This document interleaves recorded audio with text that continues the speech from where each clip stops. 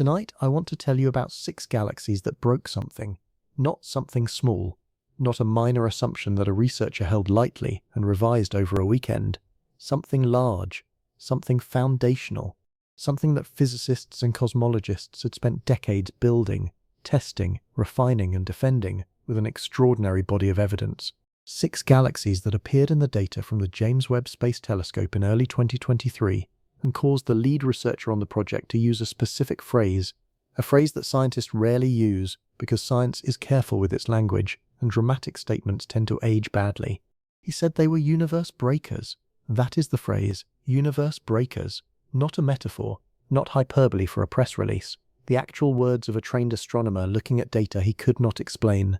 6 galaxies, detected in what looked like a routine deep field survey that was so massive, so luminous, so fully formed, and so early that they contradicted the most successful cosmological model humanity had ever constructed. The model that describes how the universe formed its structure, how matter clumped together after the Big Bang, how the first galaxies grew from the first seeds of collapsed gas and dark matter. A model that had been tested against hundreds of millions of data points. A model that had predicted the large-scale structure of the cosmos with extraordinary precision. A model that had never, in decades of increasingly powerful observations, been seriously challenged, until now. These 6 galaxies existed approximately 500 to 700 million years after the Big Bang, at a time when the universe was between 3 and 5% of its current age. They had stellar masses comparable to or exceeding the mass of the Milky Way, a galaxy that took approximately 13 billion years to assemble the stars it currently contains. They had done it in 500 to 700 million years, not just a little faster than expected, not something that could be explained by a small revision to a parameter in a well-understood equation. Faster by a factor of 10 to 100, faster than the laws of physics, as we currently understand them, could allow. Tonight, we are going to follow this discovery from the beginning. We are going to understand, carefully and completely, what the standard cosmological model predicts, why it predicts it, what evidence supports it, why it has been so successful. We are going to understand exactly what these 6 galaxies show and why their existence is a problem. We are going to walk through every proposed solution, every modification to the model, every alternative explanation, and examine how well each one actually works. And we are going to sit with the possibility, not a certainty, but a genuine scientific possibility, that something in our understanding of the universe is wrong, not slightly wrong, fundamentally wrong, in a way that may require rethinking some of the deepest assumptions in modern physics. This is one of the most important stories in science right now. It is unresolved. Nobody knows the answer yet, and it is happening in real time, in data that is still being analyzed, from a telescope that has been fully operational for less than 3 years. Get comfortable. We have a lot of universe to cover. Before we get to the galaxies, we need to understand what scientists mean when they say something should not exist. Science is built on models. Models are not just descriptions, they are predictions. A good scientific model doesn't just describe what has already been observed, it predicts what will be observed in the future, under conditions not yet tested. The strength of a model is measured by the accuracy and range of its predictions. When a model is very good, when it has been tested against a huge range of observations, when its predictions have been confirmed across many independent experiments, when it has successfully predicted phenomena that nobody had thought to look for, we begin to rely on it with a specific kind of confidence. We call its predictions constraints. We say that certain observations are expected, and we say that observations that fall outside those expectations should not exist. Not in a mystical sense, not in the sense that the universe is forbidden from producing them, but in the operational scientific sense. Our best understanding of physics, applied carefully and rigorously, predicts that such things should not be present. Their presence therefore tells us that our best understanding of physics is incomplete, or wrong, or missing something crucial. The standard model of cosmology, formerly called the Lambda Cold Dark Matter Model, or FEAL-CDM, is one of the most successful predictive frameworks in the history of science. It predicts the distribution of galaxies across the universe with extraordinary accuracy. It predicts the pattern of temperature fluctuations in the cosmic microwave background, the oldest light in the universe, with a precision that matches observations to better than 1 part in 10,000. It predicts the abundance of hydrogen and helium in the universe from the first few minutes after the Big Bang, matching measurements made by astronomers across the cosmos. It predicts how galaxy clusters grow, how dark matter structures form, how the large-scale filamentary structure of the cosmic web emerges from initial quantum fluctuations. For decades, every major observation has confirmed it. The model has been tested at redshifts from 0 to greater than 10, at scales from individual galaxies to superclusters spanning hundreds of millions of light-years. It has passed test after test. And then Webb looked at the early universe and found galaxies that the model says could not be there. Not couldn't be there by a small margin. Not galaxies that push the boundaries of what the model allows. Galaxies that, if they are what they appear to be, require the most important physical process in galaxy formation, the accumulation of stellar mass through star formation, to have proceeded at an efficiency that violates known constraints on how quickly gas can collapse into stars. The model has been wrong about details before. Small parameters have been revised. Edge cases have required additional physics to explain. But this, if it holds up, is not a detail.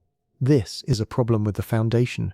To understand why these early galaxies are a problem, you need to understand what the standard model actually predicts for galaxy formation. Not a vague summary, the actual picture, with the actual numbers. The universe began approximately 13.8 billion years ago, in the event we call the Big Bang. In the first fraction of a second, the universe was extraordinarily hot and dense, a plasma of quarks, leptons, and radiation, in a state so extreme that the familiar particles of ordinary matter could not exist in stable form. As the universe expanded, it cooled. Quarks combined into protons and neutrons within the first seconds. Protons and neutrons combined into atomic nuclei within the first 3 minutes, a period called Big Bang nucleosynthesis, which produced roughly 75% hydrogen and 25% helium by mass, with tiny traces of lithium and beryllium. This is the elemental composition of the universe before any star had ever formed. For the next 380,000 years, the universe remained a hot plasma, opaque to light, because free electrons scattered photons continuously. Then, at approximately 380,000 years, the temperature dropped enough for electrons to combine with nuclei into neutral atoms. The universe became transparent. Photons traveled freely for the first time. The light released at this moment is what we detect today as the cosmic microwave background. At this point, 380,000 years after the Big Bang, the universe was remarkably smooth. The density variations across space were tiny. The cosmic microwave background, when mapped with extreme precision, shows temperature fluctuations of only about 1 part in 100,000. The universe was almost perfectly uniform, but not quite. And those tiny imperfections, density fluctuations at the level of 1 part in 100,000, are everything. They are the seeds of all cosmic structure. Regions that were very slightly denser than average had slightly stronger gravity. They pulled in slightly more matter, which made them slightly denser, which gave them slightly stronger gravity. Over hundreds of millions of years, through the process of gravitational collapse, these tiny overdensities grew, slowly at first, then faster as their gravity increased, into the structures we observe today. The critical ingredient in this process is dark matter. Ordinary matter, the hydrogen and helium gas that made up the early universe, was coupled to radiation before recombination. The pressure of the radiation prevented gas from collapsing on small scales. But dark matter does not interact with radiation. It felt only gravity, and so dark matter began to cluster before recombination, during the Dark Ages, forming the first gravitational halos. When recombination occurred and ordinary gas decoupled from radiation, it found that dark matter halos had already formed. The gas fell into these halos following the scaffolding of dark matter. It collected, it cooled, and in the densest, coldest regions, it collapsed and formed stars. This is the standard picture, and in this picture the process is hierarchical. Small halos form first, because small density fluctuations collapse faster than large ones. Small halos accumulate gas and form the first, small galaxies. These small galaxies then merge, gravity drawing them together, combining their stars and gas into larger and larger systems. Over billions of years of mergers and accretion, the large galaxies we see today are assembled.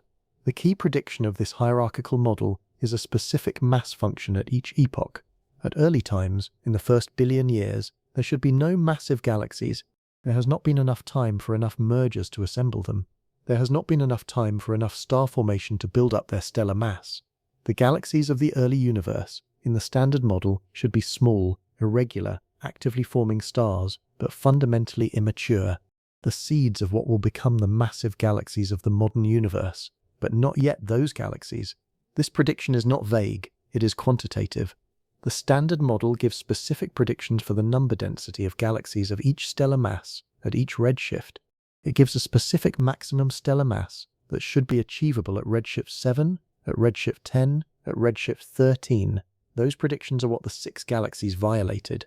To understand the violation more precisely, we need to talk about star formation efficiency. Stars form from gas, specifically from cold, dense molecular gas, clouds of hydrogen that have cooled to temperatures of a few tens of degrees Kelvin, dense enough that gravity can overcome the thermal pressure of the gas, causing it to collapse into a protostellar core that eventually ignites nuclear fusion.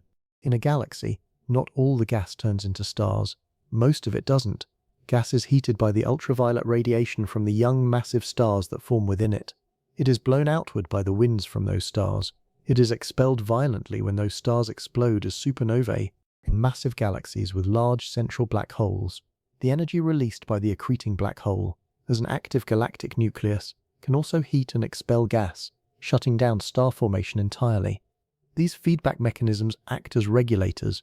They prevent gas from turning into stars too efficiently. Without them, a galaxy would convert all its gas into stars very quickly, leaving nothing to sustain star formation over billions of years. With feedback, star formation is self-regulating. The process of forming stars also produces the energy that limits further star formation. The result is an observed star formation efficiency. Typically, only about 10 to 20% of the gas in a galaxy's dark matter halo is ever converted into stars over the galaxy's entire lifetime. This efficiency is a fundamental parameter in all models of galaxy formation. It is measured observationally, confirmed by independent methods, and confirmed to be consistent across a wide range of galaxy masses and environments. 10 to 20%. That is the constraint. That is the number. Now consider one of the 6 candidate massive galaxies found by Webb in early 2023. If the redshift measurement is correct, if the galaxy is genuinely at the distance implied by its observed color, then it existed approximately 600 million years after the Big Bang. Its estimated stellar mass is approximately 100 billion solar masses, 100 billion stars worth of stellar mass, assembled in 600 million years. To put this in context, our own Milky Way has a stellar mass of approximately 60 billion solar masses, and it has been forming stars for approximately 13 billion years. In the standard model, a dark matter halo massive enough to host a galaxy with 100 billion solar masses of stars would be among the most massive halos expected at that epoch. Such halos are predicted to be extraordinarily rare at redshift 9 or 10, rare enough that finding several in a small survey area is itself statistically problematic. But the deeper issue is the star formation efficiency required to fill that halo with 100 billion solar masses of stars in 600 million years. The calculation gives a star formation efficiency of approximately 100%, or even higher. The numbers, in some cases, exceed 100%, which is physically impossible, because you cannot convert more mass into stars than you have available to convert. 100% efficiency. Every atom of gas that fell into the dark matter halo immediately converted into stars. No heating, no expulsion, no feedback of any kind limiting the process. That is not how galaxy formation works. That has never been how galaxy formation works. Every observation of every galaxy ever studied has shown star formation efficiency well below 100%. The feedback mechanisms that limit efficiency are not hypothetical. They have been observed directly in the form of galaxy-scale winds, outflowing gas, and quenched star formation. The 6 candidate galaxies require either a completely different physical regime for star formation in the early universe, one where feedback was somehow absent or ineffective, or they require us to consider other possibilities, that the mass estimates are wrong, that there is something contributing to the observed brightness that is not stellar mass, that the model itself is missing a key ingredient. These are the possibilities we need to examine. The specific discovery that crystallized the problem was published in Nature in February 2023. The lead author was Ivo Labbé, an astronomer at Swinburne University of Technology in Australia. The paper's title was understated, as scientific papers tend to be: a population of red candidate massive galaxies encountered near after the Big Bang. Labbé and his colleagues had been analyzing photometric data from one of Webb's early programs, the JWST Cosmic Evolution Early Release Science Survey, known as CEERS. This program used Webb's NERCam instrument, the near-infrared camera, to image a region of the sky called the extended Groth strip, covering approximately 100 square arc minutes. The observations were taken in multiple wavelength filters from about 0.6 micrometers to 4.4 micrometers in the near-infrared. In this data, lab's team identified 6 sources, 6 distinct objects that were bright in the long wavelength infrared filters but much fainter or invisible in the short wavelength filters. This color characteristic, bright in the red, faint in the blue, is the signature of either a very distant galaxy whose light has been redshifted out of the short wavelengths, or a very dusty galaxy whose shorter wavelength light has been absorbed by dust within the galaxy itself. For each of the 6 sources, lab's team modeled the spectral energy distribution, the pattern of how bright the object is at each wavelength, fitting models of galaxy spectra to determine the most likely redshift, stellar mass, and star formation history. The results were extraordinary. The best fit models placed all 6 galaxies at redshifts between 7.4 and 9.1, corresponding to look-back times between 12.8 and 13.1 billion years, and ages of the universe between 700 million and 1 billion years at the time of observation. And the best fit stellar masses ranged from approximately 10 billion to 100 billion solar masses. Labe ran the numbers against what the NEL-CDM model predicted should exist in that survey volume at those redshifts with those masses. The discrepancy was enormous.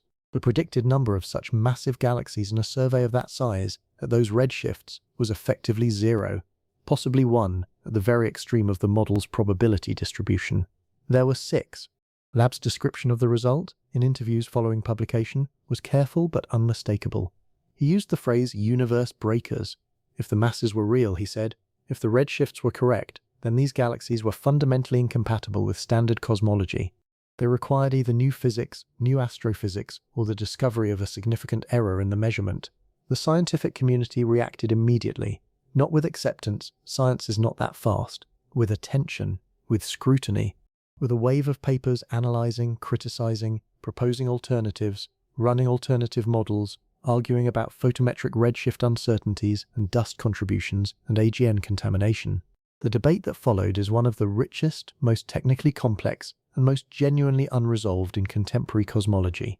Before we go further, it is worth pausing to understand how the distances to these galaxies are determined, because the entire argument, the entire reason these galaxies are a problem, rests on the accuracy of the distance measurement. The standard method for estimating the distance to a very faint, very distant galaxy is called photometric redshift determination. It works like this. A galaxy's spectrum, the pattern of how much light it emits at each wavelength, has characteristic features. The most important is called the Lyman break. Hydrogen atoms absorb light at wavelengths shorter than 912 angstroms very efficiently.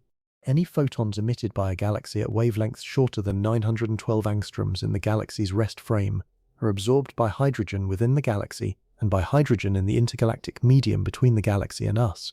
This means that in the observed spectrum of any galaxy, there is a sharp cutoff, a break, at the observed wavelength corresponding to the Lyman limit in the galaxy's rest frame. The position of this break in wavelength space directly tells you the redshift of the galaxy. The break has been shifted from its rest frame wavelength to a longer wavelength by the expansion of the universe. In practice, a telescope cannot take a spectrum of every galaxy in a deep field image. Spectra require significantly longer observation time per object than imaging does. Instead, astronomers use photometry. They observe the galaxy in multiple filters, each covering a specific range of wavelengths, and they look for the filter in which the galaxy abruptly disappears. The galaxy will be detected in all filters redwood of the break, and undetected in all filters bluewood. The position of this dropout tells you the approximate redshift. This method is called photometric redshift estimation, and it has been used extensively and successfully for 3 decades. It is not perfectly precise. The estimated redshift has an uncertainty, typically a few tenths of a unit in redshift, but it is well calibrated against spectroscopic measurements and is known to give reliable results when done carefully.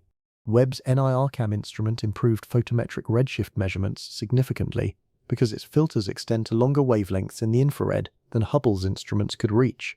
This allowed Webb to detect the Lyman break in galaxies at much higher redshifts, galaxies that existed much earlier in the universe than Hubble could. But photometric redshifts can be wrong. They can be confused. A very dusty galaxy at moderate redshift can mimic the photometric signature of a very distant galaxy at high redshift. A galaxy with unusual spectral features, strong emission lines for example, can scatter photometric redshift estimates away from the true value. This is the first and most important uncertainty in the universe breakers story. Are these objects actually at the redshifts the photometry suggests? Or are they something else? Perhaps dusty galaxies at moderate distances that happen to look like massive high redshift galaxies in photometric data? Spectroscopic follow-up, obtaining actual spectra of these galaxies, is the definitive way to answer this question. And by 2023 and 2024, spectroscopic observations began to come in. Spectroscopic confirmation of the universe breaker candidates began arriving through 2023 and 2024, as Webb's NIRSpec instrument was used to obtain actual spectra of several of the most promising high redshift massive galaxy candidates. The results were genuinely mixed, and the mixed nature of the results is itself scientifically important. Some of the candidates were confirmed at high redshift but with somewhat lower stellar masses than the photometric estimates had suggested. The photometric mass estimates had assumed a certain stellar population, a certain mix of old and young stars, and the spectra showed that in some cases, the actual stellar populations were different enough to bring the mass estimates down. Still high, still surprising, but somewhat less extreme than the photometric analysis had implied. Other candidates were confirmed at high redshift with masses close to the photometric estimates. These remained a problem for the standard model, and some candidates turned out to be something entirely different. Several of the reddest, most photometrically exotic objects in Webb's early deep field data turned out, on spectroscopic examination, to be not very distant galaxies at all, but rather heavily dust-obscured galaxies at moderate redshifts. The dust had caused their spectra to mimic the photometric signature of a Lyman break at a much higher redshift than the actual one. This is science working correctly. Photometric redshifts are a screening tool, not a definitive measurement. Spectroscopic follow-up is the definitive measurement. The fact that some candidates turned out to be false alarms does not mean the discovery is not real. It means the measurement process is proceeding as it should. But enough candidates were spectroscopically confirmed at genuinely high redshifts, with genuinely high stellar masses, that the underlying problem did not evaporate with spectroscopic follow-up. The tension between the predicted and observed mass functions of early galaxies remained. It was somewhat reduced from the most extreme photometric estimates, but it did not disappear. By the end of 2023, the emerging consensus was roughly this. The original Universe Breakers paper had somewhat overstated the severity of the problem, because some photometric mass estimates were too high, but the underlying discrepancy, more massive galaxies at high redshift than standard models predict, was real, confirmed by spectroscopy, present across multiple independent surveys, not an artifact of measurement error. Something in the standard picture of early galaxy formation was not working. While the debate about the universe breakers was unfolding, a parallel discovery was adding another dimension to the problem. Not a galaxy that was too massive, a galaxy that was too dead. The galaxy is designated GS 92009. It was identified in earlier Hubble data, but only properly characterized with Webb spectroscopy in 2023. In a study led by Adam Carnell of the University of Edinburgh, GS 92009 exists at a redshift of approximately 4.66, corresponding to a look-back time of approximately 12.5 billion years. The universe was approximately 1.1 billion years old when the light from GS 92009 was emitted. By that point, GS 92009 had already formed approximately 40 billion solar masses of stars, a mass comparable to that of the Milky Way today. But the truly extraordinary thing about GS 92009 is not its mass, it is its state. Oumuamua is 92009, is dead. Its star formation had completely stopped by the time its light was emitted. It is what astronomers call a quiescent galaxy, a galaxy that has used up or expelled all of its star-forming gas and is now simply aging, its existing stars growing older and redder with no new stars being formed. Star formation in GS 9209 began approximately 600 to 800 million years after the Big Bang, and was essentially complete by approximately 1.1 billion years after the Big Bang. The galaxy formed the equivalent of the Milky Way's stellar mass in somewhere between 200 and 400 million years, and then stopped. In the standard model, massive quiescent galaxies do exist, but they are expected to be rare at redshifts above about 3, and essentially absent at redshifts above 4. There simply has not been enough time for a galaxy to form a massive stellar population and then have its star formation shut down by the time the universe is barely 1 billion years old. Finding GS 9209 quiescent at redshift 4.66 requires not just extraordinarily rapid star formation, the same problem as the universe breakers, but also extraordinarily rapid quenching.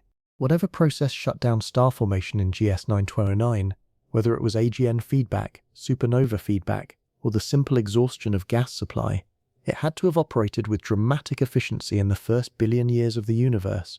Carnell described GS 9209 as potentially the first confirmed case of a galaxy that had completely run through its entire life cycle: formation, massive star formation, quenching, and death, all within the first billion years of cosmic history. A galaxy that lived and died before most of the galaxies we observe today had even begun to form. The Standard Model struggles with this.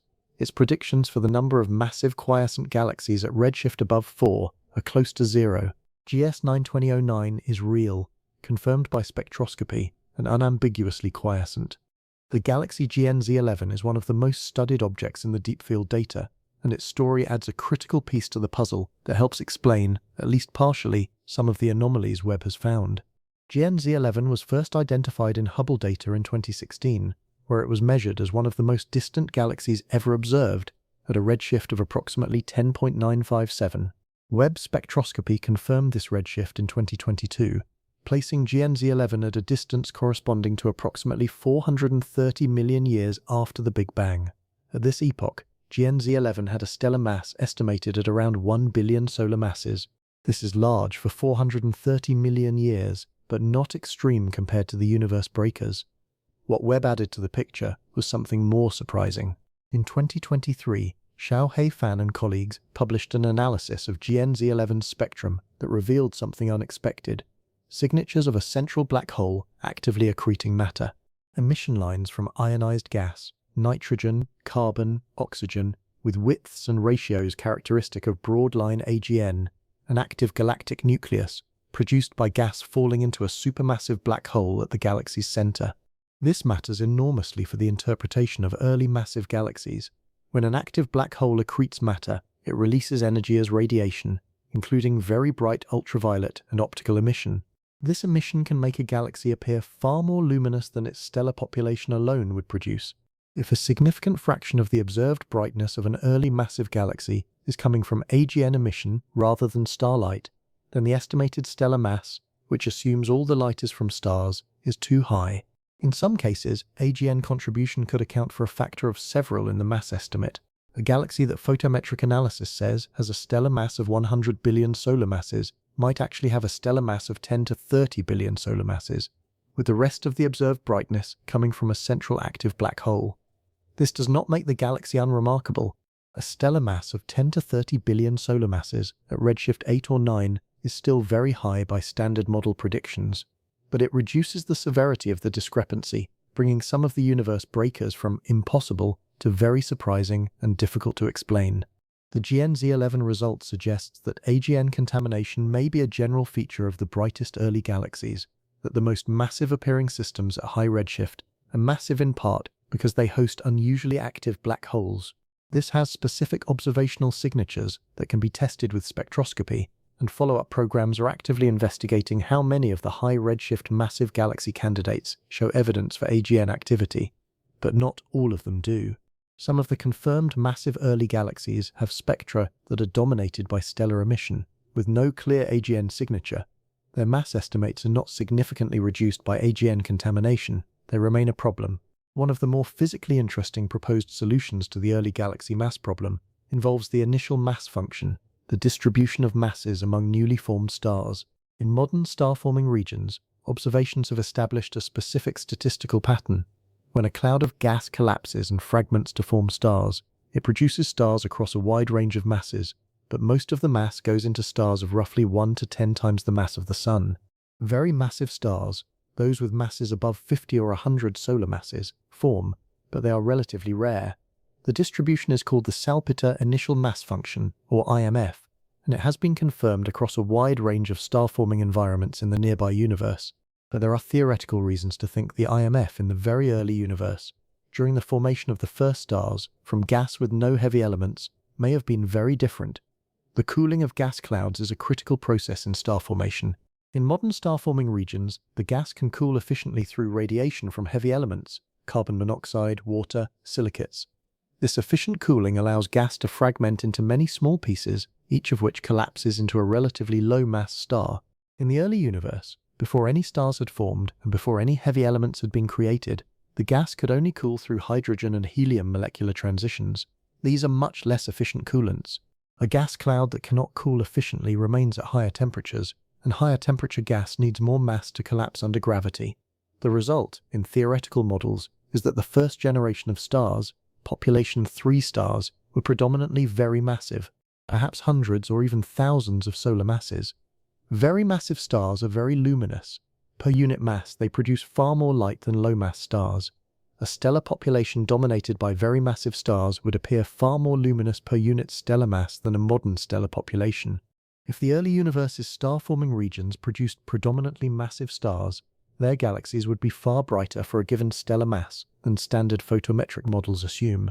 This means that photometric mass estimates, which are calibrated against modern stellar populations, would systematically overestimate the stellar masses of early galaxies. A galaxy that appears, by photometry, to contain 100 billion solar masses of stars might actually contain far fewer solar masses of stars, but stars that are individually much more luminous. A top-heavy IMF in the early universe is theoretically motivated, predicted by some models of population 3 star formation, and would naturally explain at least part of the mass discrepancy. It would also help with the efficiency problem. A galaxy dominated by massive stars would have far more luminosity per unit stellar mass than the standard model assumes, making it appear to have formed stars more efficiently than it actually did. The challenge with this explanation is that it is difficult to confirm observationally. The spectral signatures of a top-heavy IMF are subtle and require very high-quality spectroscopy to distinguish from other effects. Webb's spectroscopic capabilities are providing new constraints on this question, but definitive conclusions have not yet been reached.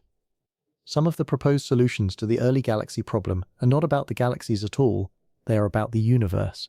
One of the most intriguing is the concept of early dark energy. In the standard LCDM model, dark energy, the component responsible for the accelerating expansion of the universe, appears at late times. It is negligible for the first several billion years of cosmic history, and only begins to dominate the energy budget of the universe within the last few billion years.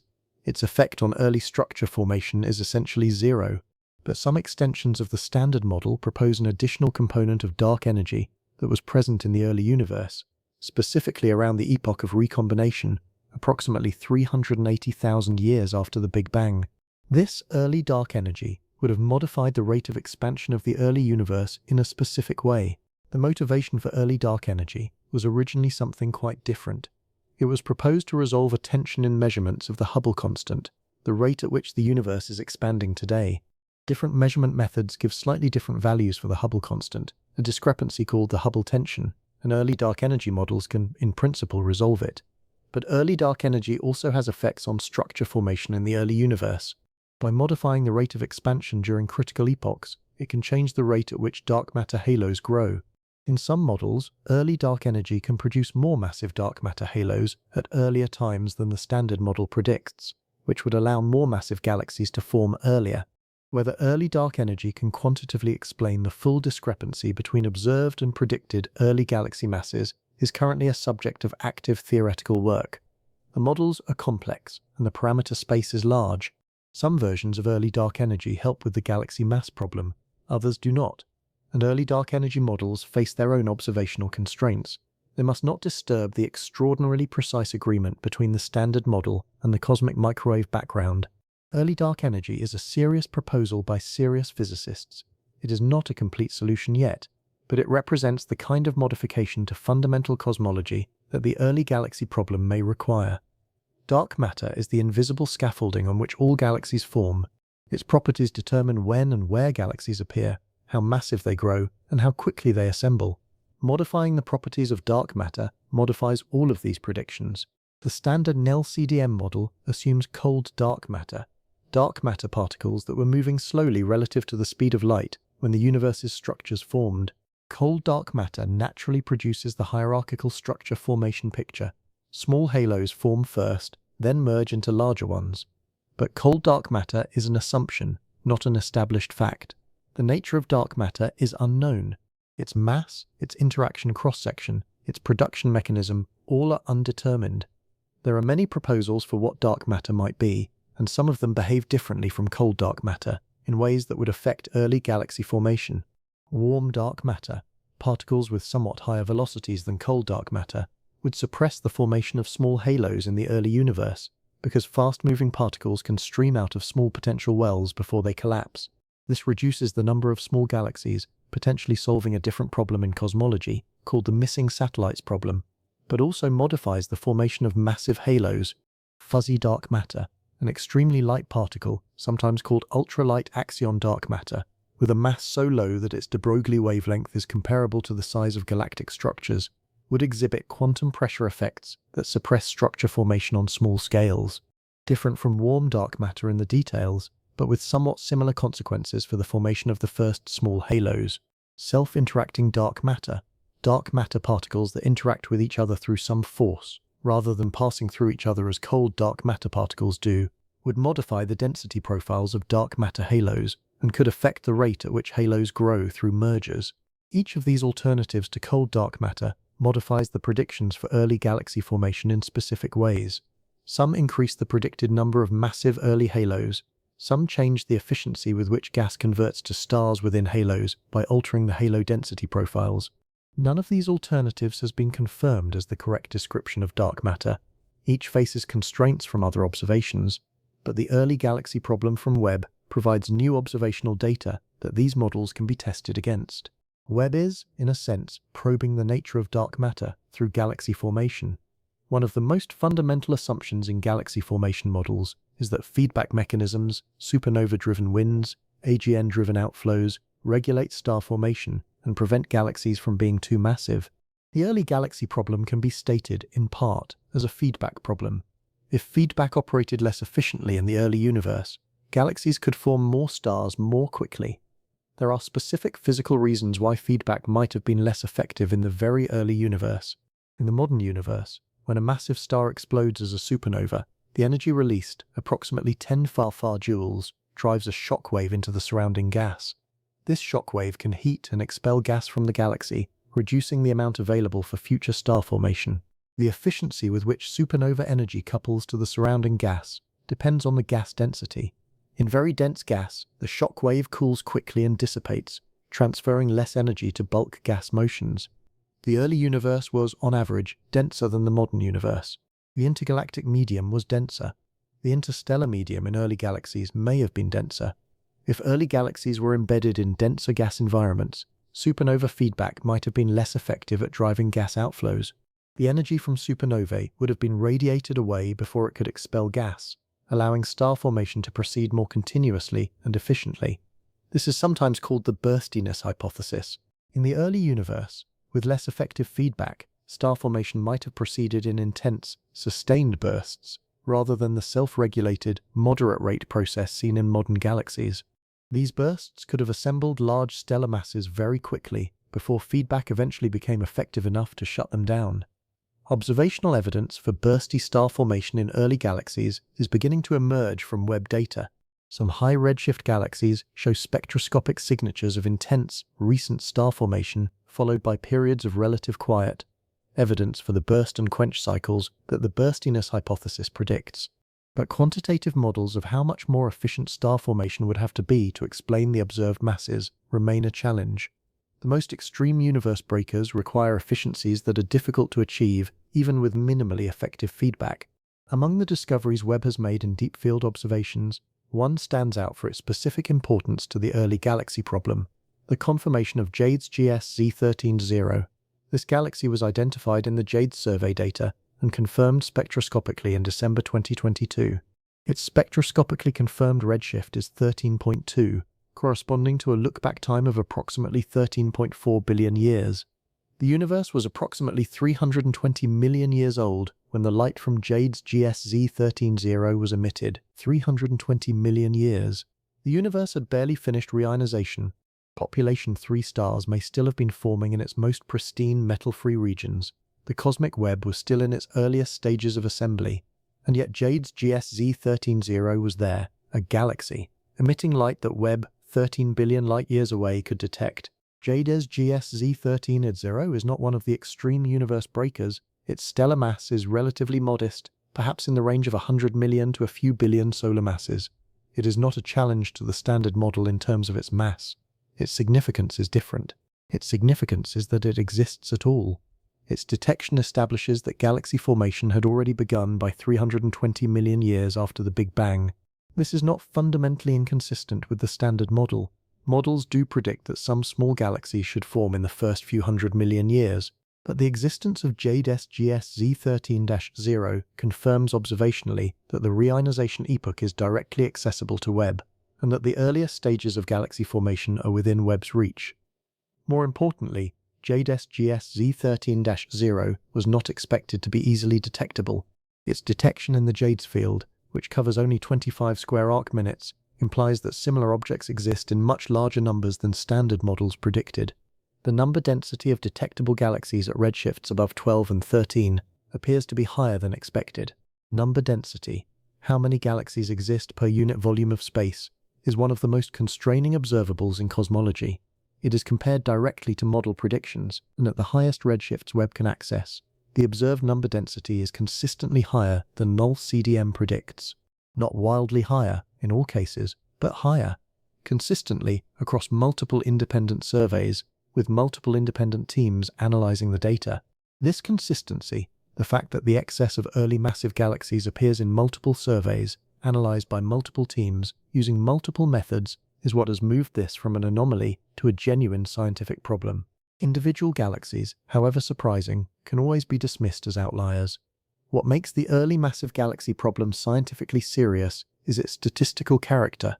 In 2023 and 2024, multiple teams published analyses of galaxy number counts in Webb Deep Field data, comparing the observed number of galaxies at various redshifts and masses to the predictions of the standard nil-CDM model. The results consistently showed the same pattern. At redshifts below about 5, when the universe was more than 1 billion years old, the agreement between observations and predictions was excellent. The standard model correctly described the number of galaxies at each mass. This was reassuring. It confirmed that the model was being applied correctly, and that the overall methodology was sound. But at redshifts above 7, and especially above 10, the observed number of massive galaxies exceeded predictions, not by a small factor. In some mass bins at the highest redshifts, the excess was an order of magnitude or more, 10 times more galaxies than the model predicted. This excess is not explained by measurement uncertainties, the photometric redshift errors, the stellar mass uncertainties, the cosmic variance. All of these have been carefully quantified and found to be insufficient to account for the discrepancy. The excess is real. Furthermore, the specific character of the excess is informative. It is concentrated at the high mass end. Low mass galaxies at high redshift are approximately consistent with model predictions. Intermediate mass galaxies show a moderate excess. Massive galaxies, those with stellar masses above about 10 billion solar masses, show the largest excess. This mass dependence tells us something about the mechanism. An explanation involving AGN contamination would affect the highest luminosity objects most strongly, since AGN are most important in the most luminous systems, consistent with the observed pattern. An explanation involving a top-heavy IMF would also preferentially affect high luminosity objects. An explanation involving modifications to dark matter structure would affect all masses roughly equally. The mass-dependent character of the excess is a clue, and different proposed solutions make different predictions about how the excess should depend on mass. As Webb's surveys grow and the statistics improve, these differential predictions can be tested. This is the question that the discovery of the universe breakers ultimately comes down to. Is the lambda cold dark matter model fundamentally wrong, or is it incomplete, missing a physical ingredient that when added will reconcile the observations with theory? The history of physics provides important context for how to think about this question. General relativity did not replace Newtonian gravity, it subsumed it. Newton's laws are a limiting case of general relativity. They are correct in the limit of weak gravitational fields and slow velocities. General relativity revealed the deeper structure that Newton's laws approximated. The relationship between the two frameworks was not Newton was wrong and Einstein was right, but rather Newton was right in a specific regime, and Einstein extended the theory to a broader regime. The same relationship may hold between the Syllenboss CDM and whatever comes next. The Syllenboss extraordinarily successful at describing the universe on large scales and at later times. Its success with the cosmic microwave background, with the large-scale structure of galaxy clustering, with the abundance of galaxy clusters, all of this is real and reproducible and not going to be explained away. Any modification to LCDM must preserve these successes while fixing the early galaxy problem. This severely constrains what modifications are allowed. You cannot simply replace LCDM with an arbitrary alternative. You must find an extension, an additional ingredient, a correction at a specific scale that fixes what is broken while preserving what works. Some of the proposed solutions described in this script, early dark energy, modified IMF, bursty star formation, are exactly this kind of extension. They add or modify specific elements of the standard picture in targeted ways rather than replacing the framework wholesale. The emerging view among cosmologists, as of 2024, is that nil-CDM is probably not broken in a fundamental way. Its core ingredients, the Big Bang, dark matter, dark energy, gravitational structure formations, are almost certainly correct. But some combination of astrophysical effects, things like feedback efficiency, star formation physics, the IMF, and AGN contributions, operating differently in the early universe than in the modern universe, may be responsible for the discrepancy. This is not a comforting resolution. It means that our models of the physical processes within galaxies, the astrophysics of star formation, feedback, and black hole growth, are incomplete. And it means that the early universe, far from being understood, is showing us aspects of physics that we do not yet know how to describe. The universe breakers may not be breaking the universe, but they are certainly breaking our comfortable certainty that we knew what to expect. The discoveries described in this script represent the state of knowledge through approximately early 2024, but Webb is still operating, still collecting data, still finding things. Several ongoing programs are specifically targeted at the early massive galaxy problem. The JADES program continues to expand its spectroscopic coverage of the highest redshift galaxy candidates. Each new spectrum either confirms or revises a photometric mass estimate. The growing spectroscopic sample is providing the definitive observational census that will eventually settle the question of how severe the discrepancy actually is. The Cosmos Webb survey, covering a much larger area of sky than JADES, though at shallower depth, is providing the statistical context needed to distinguish genuine overdensities from cosmic variance. If the early massive galaxies are concentrated in a few overdense regions, the apparent excess in small deep fields might be partly a sampling effect. Cosmos Webb's larger area helps address this. Several targeted programs are using InRSpec to search for emission lines characteristic of population 3 star formation in the highest redshift objects. If population 3 stars are contributing significantly to the brightness of some early galaxies, their characteristic spectroscopic signatures, emission from hydrogen and helium with no heavy element lines, should be detectable. And perhaps most importantly, Webb's mid-infrared instrument, MIRI, which can detect light at longer wavelengths than NICAM, is being used to constrain the stellar masses of high redshift galaxies more accurately. At the redshifts of the universe breakers, the optical and near-infrared light from stars is redshifted into the near-infrared, which NICAM detects. But the rest frame optical emission from older stellar populations, which constrains the total stellar mass, is redshifted into the mid-infrared, accessible to MIRI. MIRI measurements of high redshift massive galaxy candidates are providing independent mass estimates that are free from some of the systematic uncertainties affecting NICAM photometry.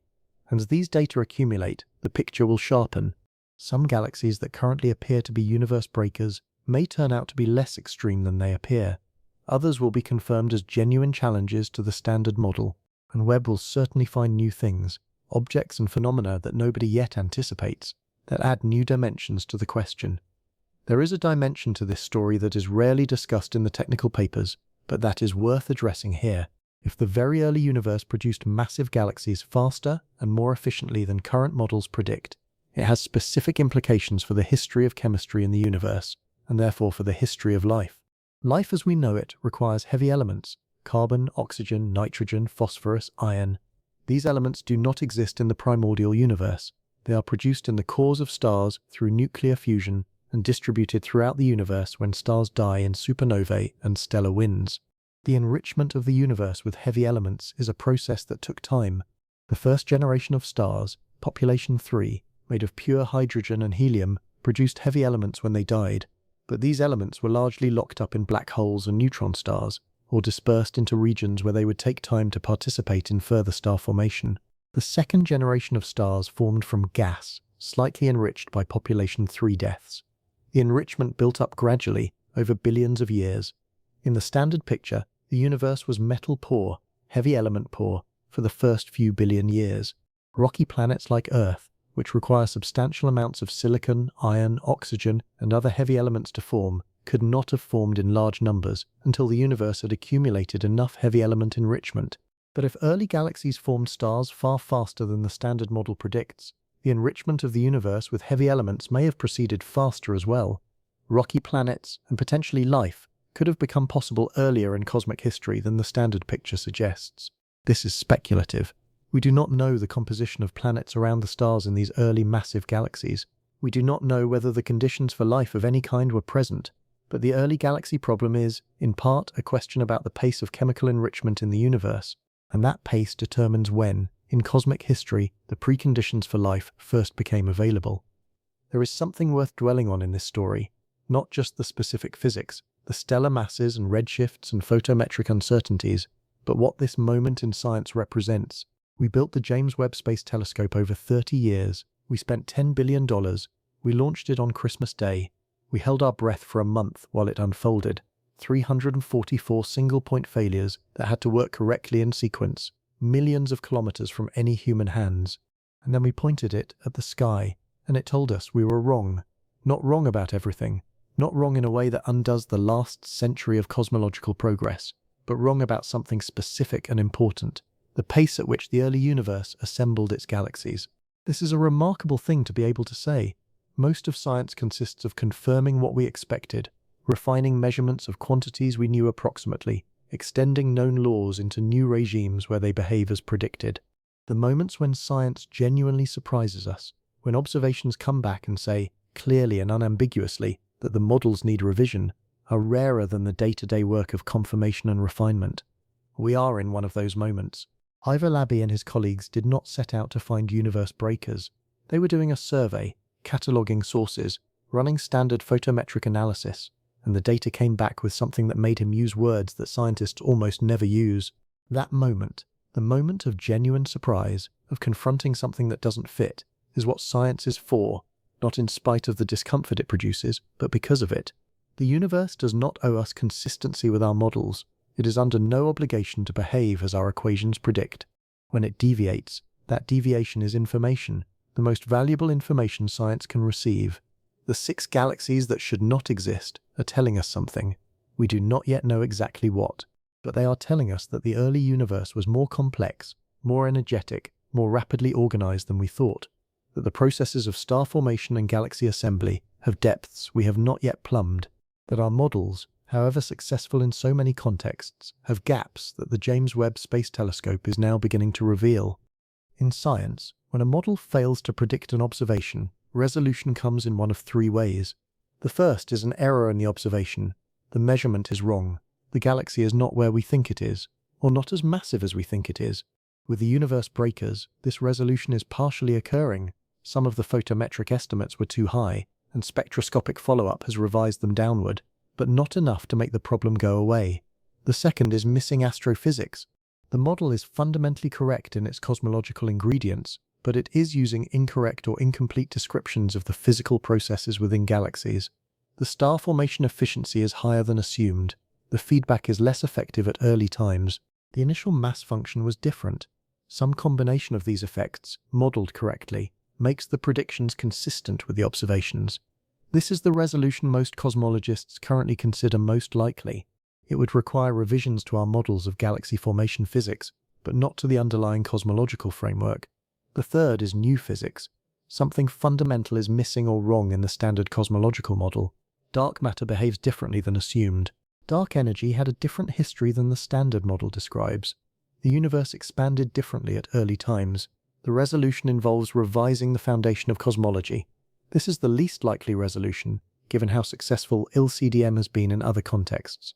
But it cannot be ruled out, and certain versions of the problem, particularly the most extreme universe breakers, if they are spectroscopically confirmed with masses close to the photometric estimates, may be very difficult to explain with astrophysical modifications alone.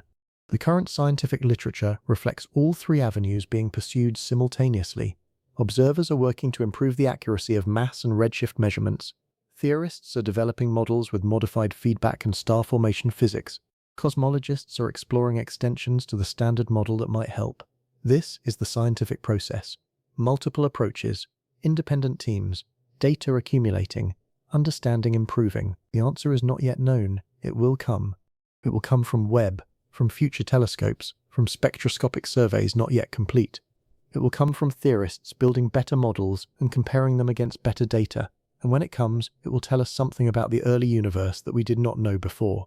Tonight, the James Webb Space Telescope is at L2, in the eternal shadow of its sunshield, collecting photons that have been traveling for 13 billion years.